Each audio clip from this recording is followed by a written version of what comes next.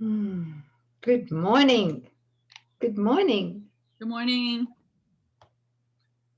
We're on lesson 214. Sis has volunteered to take it for us. Thanks, Sis. I am not a body. I am free, for I am still as God created me. And this will be a review. Of lesson 194 as well. I place the future in the hands of God. The past is gone. The future is not yet. Now am I freed from both. For what God gives can only be for good. And I accept but what He gives as what belongs to me. I am not a body, I am free, for I am still as God created me. And let's change that word but into only the way that you always do. So that second part is for what God gives can only be for good, and I accept only what He gives as what belongs to me. That feels much, much better. Doesn't it? Yeah. Thank you. Only the inheritance that He gives do we accept. Okay. Thank you. Yeah. I place the future in the hands of God. Now, in this very moment, I am as God created me. I am only as God created me in this very moment. What does that mean? That means I am wholly innocent. Just feel into that. In this very moment, I am wholly innocent. If I am wholly innocent, if I accept this innocence, then I must be wholly invulnerable. I must be immune to everything the ego has projected to attack me. I must be. Okay? Because I'm changelessly innocent. I am wholly invulnerable. God only knows me as completely whole, as spotlessly innocent. I am as God created me. That's what that means. My future mirrors only what I am willing to accept about myself in this very moment.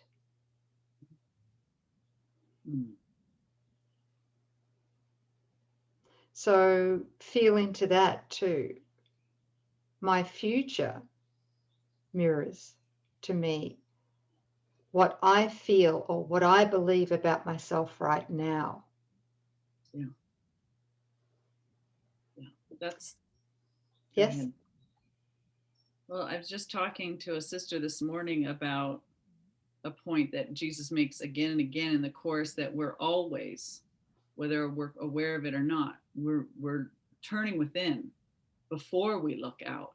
Yeah. And when we turn within, it's that what am I or who am I?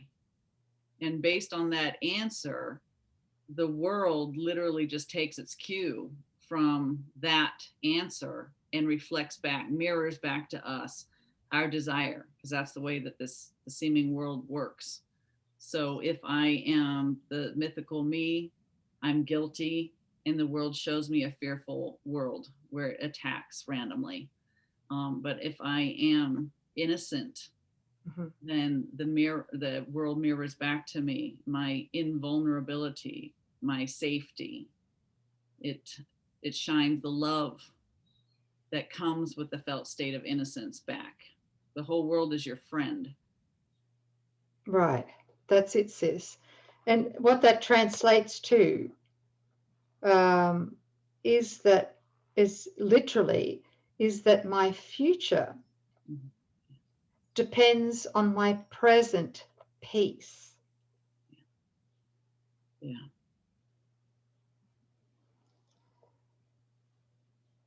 So you can guarantee that your future will be like the present peace that you're experiencing now. There's nothing to fear in the future. Yeah, because only the holy self Mhm. rests in the peace of God in every moment. And only the ego is concerned about its future because it is, or it believes it's guilty. Right. Right. Deserving of punishment. So it anticipates Mm-hmm. a future very much like its past. Exactly. Okay, so, and because the ego is guilt incarnate, Mm-hmm. it is actually the attraction of punishment.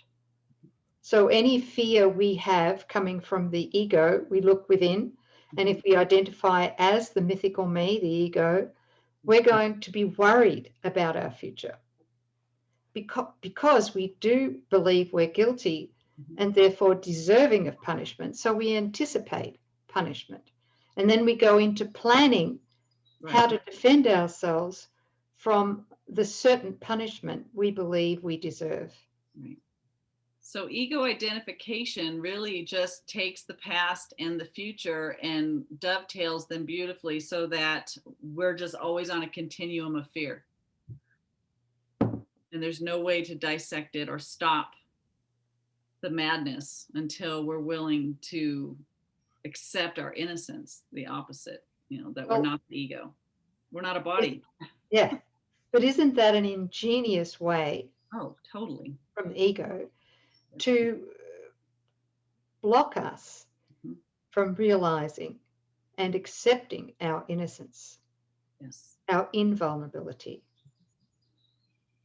Lifetimes. Yeah. Yeah. Yeah. So, like you said, sis, before before we interact with the world, we look within and we agree on who we are or what we are. We're either the ego, the mythical me, or we're the holy self. Yeah. And we're still as God created us, right? So in every now moment that I stay true to my holy self, the Christ within, I am wholly free of fear, of the ego's illusory threats from my future. Right. Yeah. And that's what we don't need to plan. We don't need to be, so I cannot be touched by them. So we don't need to plan. That's right. That's a defense against God planning. Yeah. Yes, planning mind. So in every now moment that I am present in my awareness, without fear, without believing fear, I might be tempted by fear. Mm-hmm. But if I can stay present to my holy self as God created me, then I won't take the hook. I won't take the temptation of fear. Because any moment that I'm fearful, this is what I'm doing myself. In any moment that I am tempted to believe the fear, is a moment that I am condemning myself as opposite to God. Does that make sense? Yeah, absolutely. Okay. It's like I can really touch it now. Mm-hmm. It's not a nebulous mass. I Mm-hmm. can touch it in that moment. When I've fallen for the temptation to believe in fear, I've just condemned myself as believing that I must be opposite to God. Right. Why else would I be fearful? Yeah. Yeah. God's not here. God's absent. I've really separated, and the fear that invokes. and the punishment that beckons. And let's not forget that the end of that being that's always fearful and trying to defend against an uncertain future is death. And there's been a lot of that in the last few thousand years, yeah? Millions years? Millions of years, yes? Millions. A lot of death.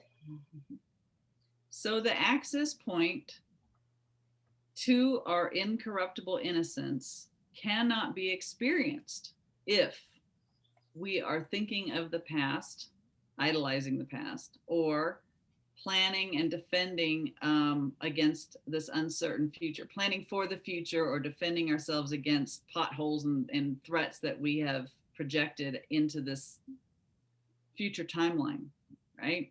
Mm-hmm. It's here now.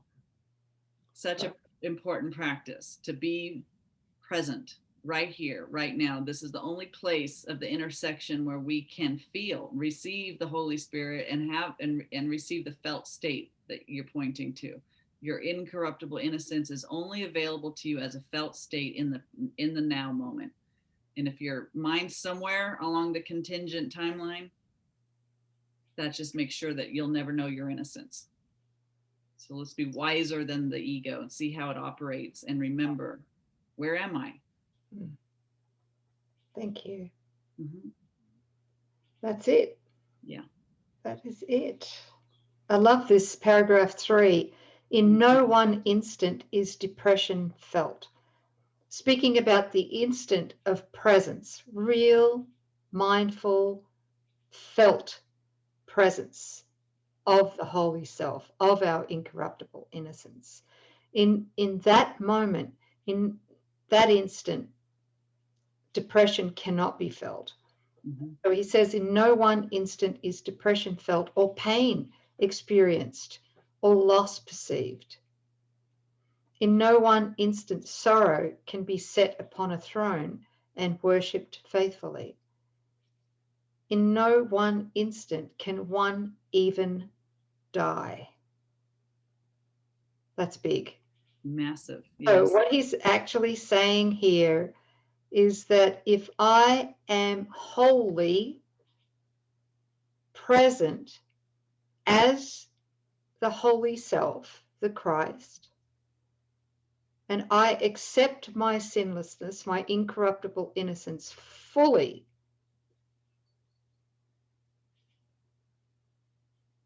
I cannot die. That's right. That's what he's saying, is it not? Yes, that's exactly what he's saying. And death is a decision that a fearful mind makes. And so when you are fully present and fully, wholly accepting your incorruptible innocence, the love that comes in drives out any remnant of fear. You can't access fear from the place that you're talking about. Yeah. So the fearful mind isn't present to choose death. You're no longer a body moving along the timeline. You are mind, you are present, you are here now, and the body is just an instrument, not even in your present awareness unless you need it to do something. That mind doesn't choose death because it knows it's not a body and it's not trying to opt out of some fearful dream. Yeah, that's it right there, sis. Thank you.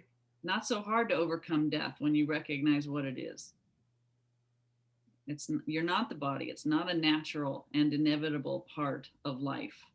There's no life in the body. You're mind. You are mind. Are you present? So the choosing of death is the absence of our holy self.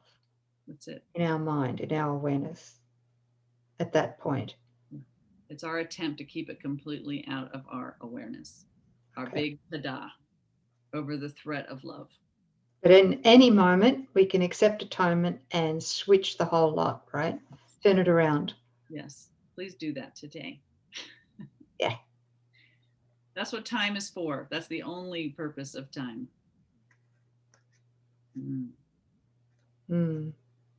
Beautiful. What worry can beset the one who gives his future to the loving hands of God? What can he suffer? What can cause him pain or bring experience of loss to him? What can he fear? And what can he regard except with love? There you go. That really encapsulates what you were just saying. Mm. Beautiful. Yep. You are but asked to let the future go and place it in God's hands, and you will see by your experience that you have laid the past and present in his hands as well, because the past will punish you no more. I love that. Yeah. The past will punish you no more, and future dread will now be meaningless. Yes, very good. Something Okay, I popped place up, the future. Go on, sis. something that was popped up just now, and it was so helpful for myself to recognize when I give the past over to Holy Spirit and allow Holy Spirit to just look back, even I know that it doesn't exist, but if there were potholes along the way or memories that bring distress, um, that I look upon it with Holy Spirit and I give it over to Holy Spirit, not only will Holy Spirit heal my perception in my mind, but will also erase all seeming effects from the past.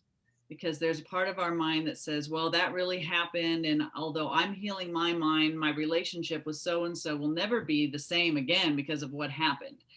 No, that's not true. Actually, the Holy Spirit has the authority with your willingness to whiteboard, erase it, just erase it. So the event never happened, and all the little feelers that seem to spread out from that event causing rifts or damage in the dream are undone completely for everyone that was involved. Isn't that beautiful? Oh, that's fantastic. And that echoes or ripples out Yes. even further, doesn't it? Yes, it does. Yes. You'll And find it those that affects were. people. It Yes, affects people we don't even know. that's That right. forgiveness. Thank you.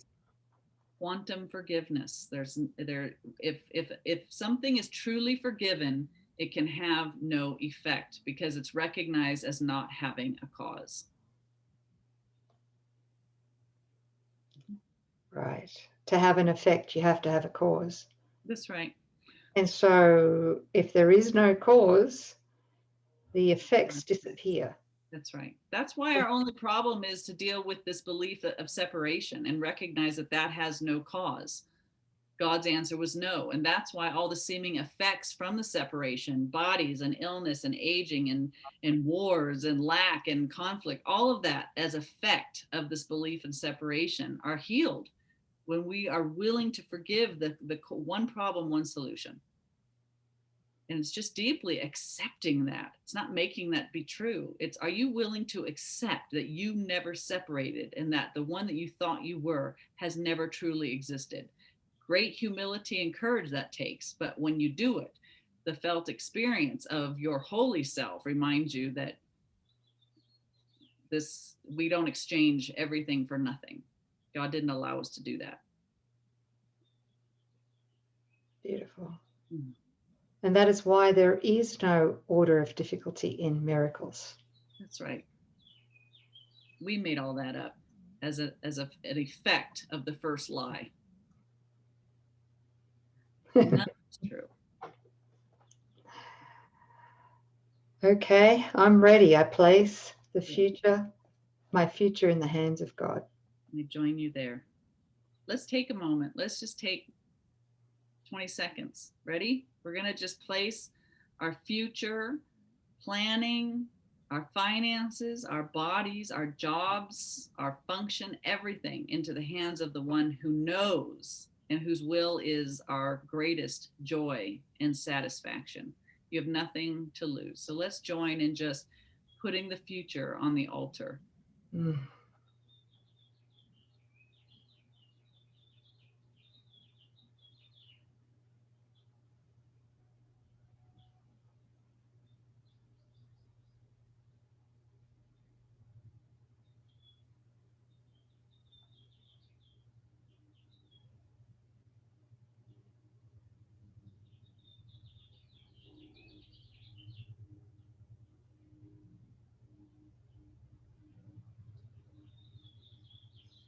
Take my life and let it be consecrated, Lord, to thee.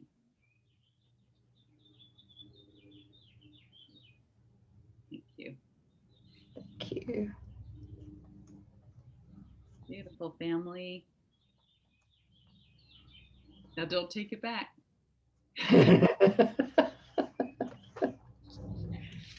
Okay. Thanks for placing the future into the hands of God with us. Should be a Yeah, little off. thank you. Yeah. Thanks, everybody. Thanks, Sis. Thanks for that awesome unpacking. You're really taking us to that felt state beyond the words. Thank you so much. Perfect. Thank you. Okay. Bye, everybody.